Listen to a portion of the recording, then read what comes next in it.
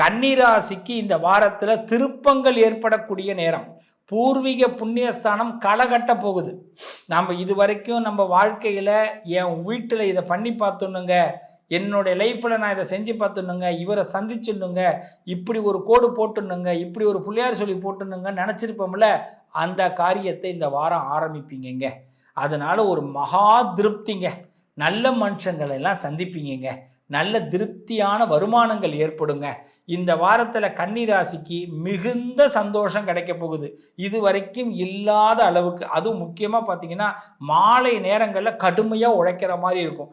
என்னங்க இது முடிகிற நேரத்தில் ஒர்க்கா, முடிகிற நேரத்தில் பணமா, கடைசி நிமிடங்கள் பணம் நமக்கு கிடைக்குங்க, கடைசி நிமிடங்கள் வெற்றி கிடைக்குங்க. இதெல்லாம் ஒவ்வொரு நாளில் பார்த்தீங்கன்னா மிராக்கலாக இருக்கும். காலையில் ஒன்றுமே வியாபாரம் இல்லைப்பா, சாயந்தரம் நல்ல வியாபாரம் அப்படிங்கிற ஒரு அழகான செய்தி உங்களுக்கு வந்து சேருங்க. நல்ல அற்புதமான வாரம். நினச்ச மாதிரி வாழ போகிறீங்க. ஸ்வீட் நிறைய சாப்பிட போகிறீங்க. எதிர்பார்த்த நண்பர்களோடு நல்லா என்ஜாய் பண்ண போகிறீங்க. முழு ஆட்டம் பாட்டம் கொண்டாட்டம் எல்லாத்துக்கும் தயாராகிருங்க கன்னிராசிக்காரர்கள். அரசியல்வாதிகளுக்கு சிறப்பான யோகங்கள்லாம் இப்போ கிடைக்க போகுது. நல்ல திருப்பங்கள் ஏற்பட போகுதுங்க. தை மாதம் 18ஆம் தேதிக்குள்ள அற்புதமான நேரம். அபிராமி அந்தாதி மட்டுப்படுங்க. அம்பாள் உங்களுடைய வாழ்க்கையில் பக்கத்திலே இருப்பா. அபிராமி அந்தாதி படிக்க படிக்க உங்கள் வாழ்க்கையில் பௌர்ணமி வெளிச்சம் கிடைக்குங்க. நல்லது.